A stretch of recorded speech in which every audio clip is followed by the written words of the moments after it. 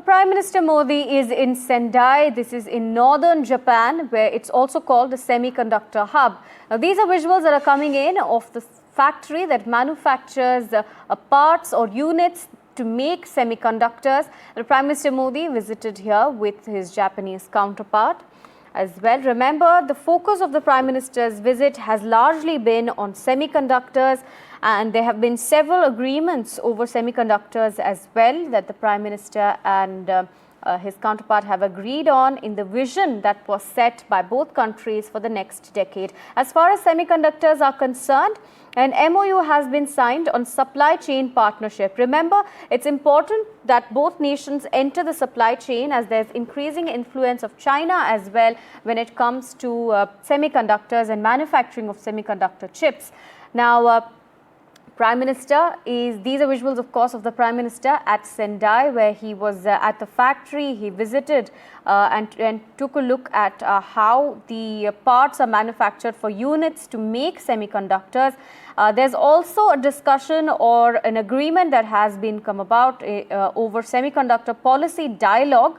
Remember, it's important that a policy be brought about over regulation and manufacturing of semiconductors that both countries have discussed. R&D and talent in the semiconductor sector was also discussed and agreed upon by both nations.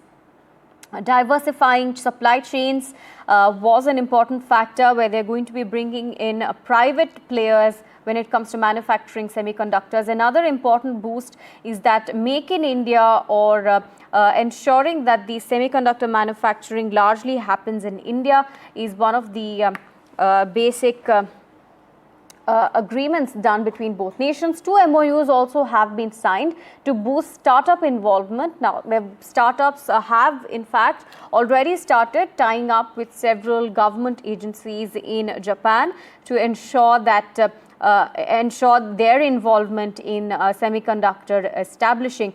Not just that, but the establishing semiconductor ecosystem in India as well as Japan has been done through tie-ups by private sectors as well as government agencies. Not just that, but they're creating a contingency network to ensure that semiconductor supply chains are diverse. There's going to be a semiconductor OSAT that's set up in Gujarat as well, as per the agreement between both nations. This is the latest we're learning for you as far as the agreements that both nations have made on semiconductors. Remember, the Prime Minister earlier as well was talking about how technology, AI and semiconductors as well as clean energy would be one of the major focal points as far as the ties between both nations are concerned. Now, as far as other agreements are concerned, both nations agreed on a vision for the next 10 years. So, the next decade would focus on security cooperation, human resource exchange plan. Remember earlier as well, when the Prime Minister and his counterpart had travelled in the bullet train, he also met with Indian loco pilots who were training there in Japan. My colleague Varun joins us with more details. Varun, take us through the latest. We're, of course, getting in visuals of the Prime Minister at the factory. We were discussing this earlier, the electron factory where units for manufacturing of semiconductors are made.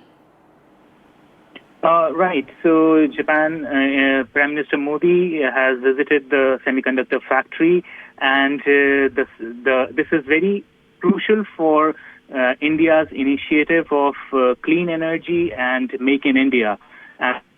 Japanese government has also announced investment of almost 10 trillion yen in India over the next 10 years. So semiconductors, AI and critical minerals would be very crucial in this segment. And this is what this visit signifies when Prime Minister Modi has visited this factory in Sendai.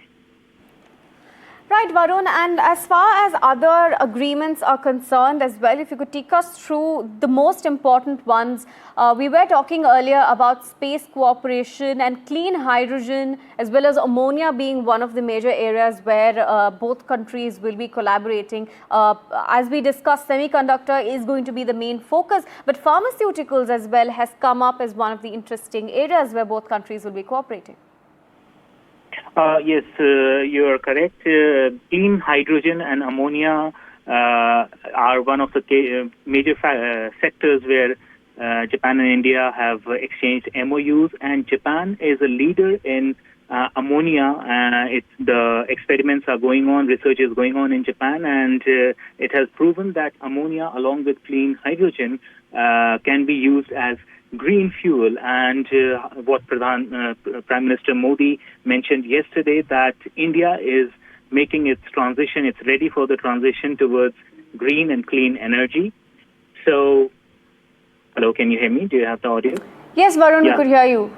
Go ahead. So, and also the joint credit mechanism that India has announced, it can lead to reduction of the carbonization, and India and Japan are looking forward to produce technology, products, and systems which will lead to decarbonization.